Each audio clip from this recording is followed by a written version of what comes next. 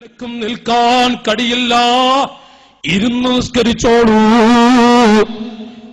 ഏത് തരത്തിൽ നോക്കിയാലും ഇരിക്കാൻ കഴിയുന്നില്ല, എന്നാൽ കിടന്ന് നിസ്കരിച്ചോളൂ.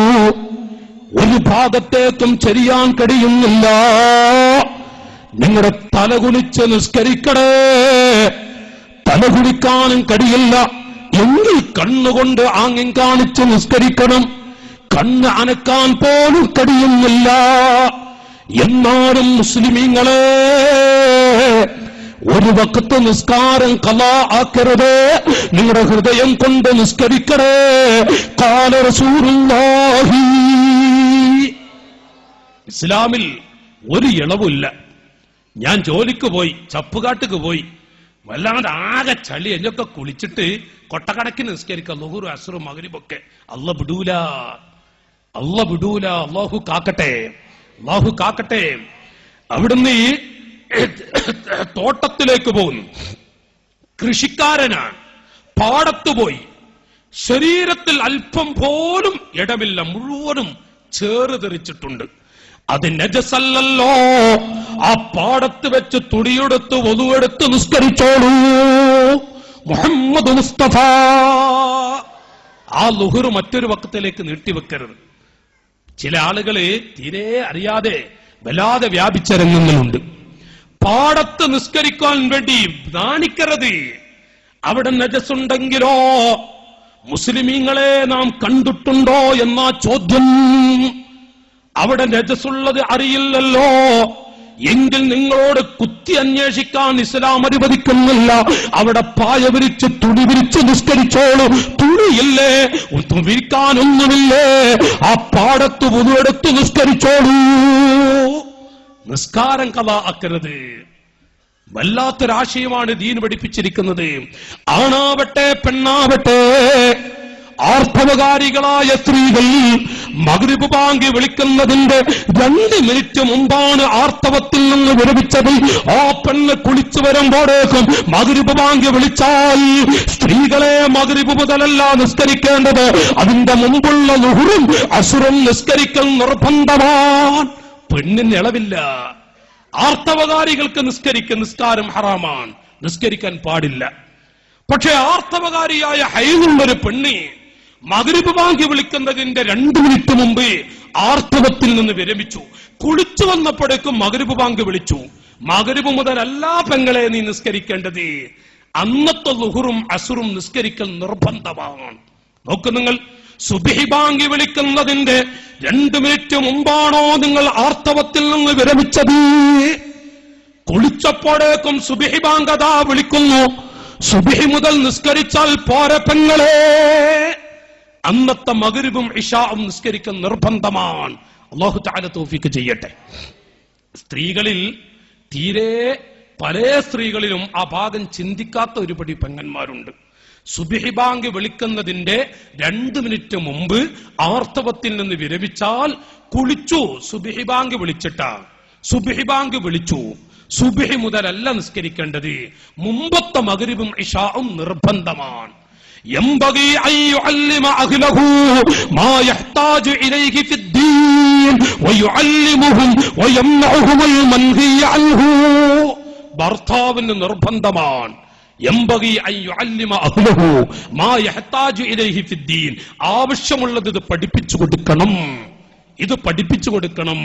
സുബ്ഹിയുടെ 2 മിനിറ്റ് മുമ്പ് പെണ്ണിന്റെ ആർത്തവത്തിൽ നിന്ന് വിരമിച്ചാൽ ആ പെണ്ണിനോട് അന്നത്തെ മഗ്രിബും ഇശായും നിസ്കരിക്കാൻ വേണ്ടി ആരാ? ഭർത്താവാണ് പറഞ്ഞു കൊടുക്കേണ്ടത്. ഇല്ലേ, അതിനെ വഴിയൊരുക്കി കൊടുക്കണം. പഠിക്കാനുള്ള നമ്മുടെ എല്ലാ ശനിയാഴ്ച ദിവസവും തങ്ങൾ ഉസ്താദിന്റെ നേതൃത്വത്തിൽ നടക്കുന്ന കുടുംബ ക്ലാസ് അതിനുള്ളതാണ് നാട്ടുകാരെ. അതിനു വേണ്ടിയാണ് വെച്ചിരിക്കുന്നത്. നമുക്കറിയോ, നമുക്കിത് പഠിപ്പിച്ചു കൊടുക്കാൻ പറ്റുമോ?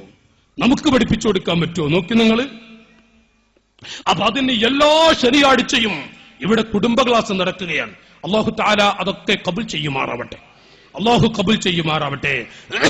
അപ്പൊ ഞാൻ പറഞ്ഞു വരുന്നത്, ഓർമ്മപ്പെടുത്തുന്നത്, നല്ലവരായ സ്നേഹമുള്ള എന്റെ സഹോദരങ്ങളെ, പിടയുന്ന അപകടത്തിൽപ്പെട്ട്, ബൈക്ക് അപകടത്തിൽപ്പെട്ട് പിടഞ്ഞുകൊണ്ടിരിക്കുകയാണ്.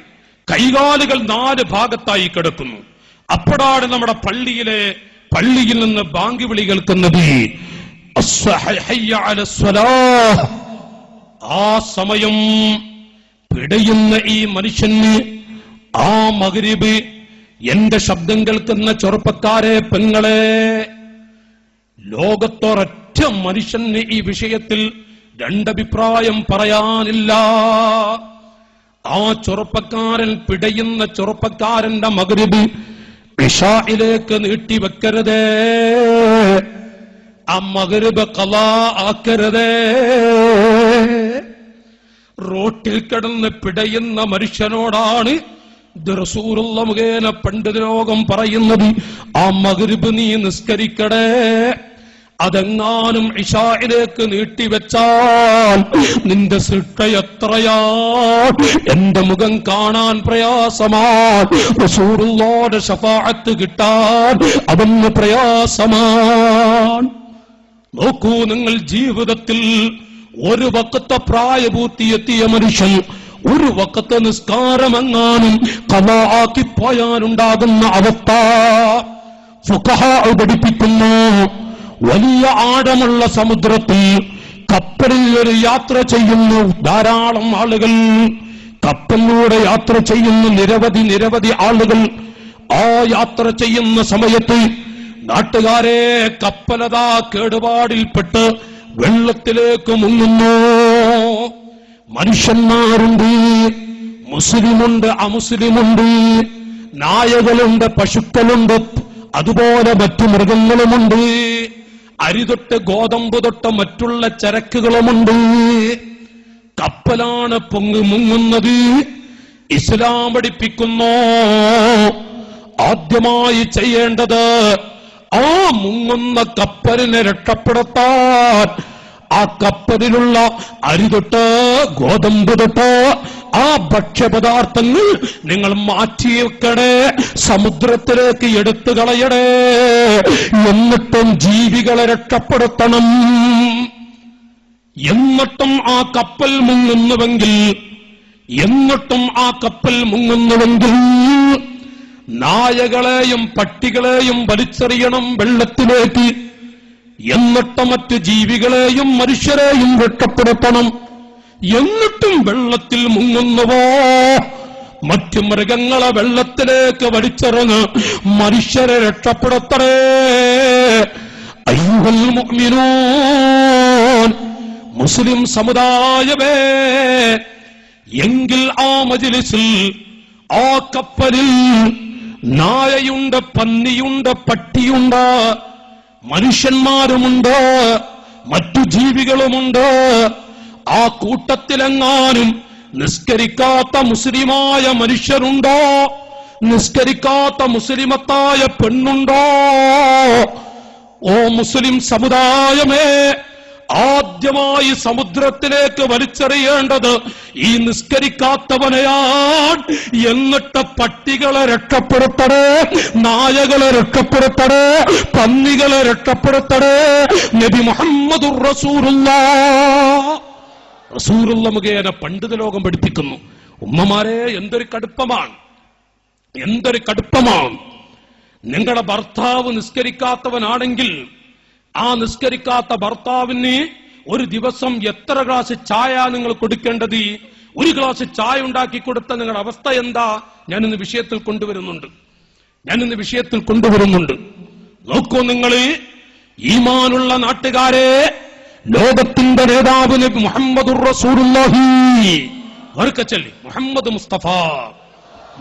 മുസ്തഫ അല്ലാഹു തആല നമ്മുടെ എല്ലാ ചെറുപ്പക്കാർക്കും തൗഫീഖ് കൊടുക്കുമാറാവട്ടെ. ഇബാദത്തിനുള്ള മനസ്സ്, മഹബ്ബത്ത് ഏറ്റിക്കൊടുക്കുമാറാവട്ടെ. കൂട്ടുകാരെ, റസൂലുള്ളാഹിനോട് വെറുത്തിട്ട് നമ്മളൊന്നും ചെയ്യുന്നില്ല, മുത്തുനബിയെ അവഗണിച്ചുകൊണ്ടൊന്നും ചെയ്യുന്നില്ല. ഇബ്ലീസ് പഴപ്പിക്കുന്നുണ്ട്. അതുകൊണ്ട് ഞാൻ ഓർമ്മപ്പെടുത്തുന്നു, ഒരു കപ്പല് വീടാൻ പോകുമ്പോ ആ കപ്പലിൽ നായകളും പട്ടികളും പന്നികളുമുണ്ട്, നിസ്കരിക്കാത്തവരും നിസ്കരിക്കുന്നവരുമുണ്ട്. ആദ്യം വലിച്ചെറിയേണ്ടത് നിസ്കരിക്കാത്തവരെയാണ്, എന്നിട്ട് പട്ടികളെ വലിച്ചെറിയാവൂ എന്ന് പഠിപ്പിച്ച ദീനിന്റെ മക്കളാണ് നമ്മൾ. അള്ളാഹു നമുക്ക് പുറത്തു തരട്ടെ. നമ്മുടെ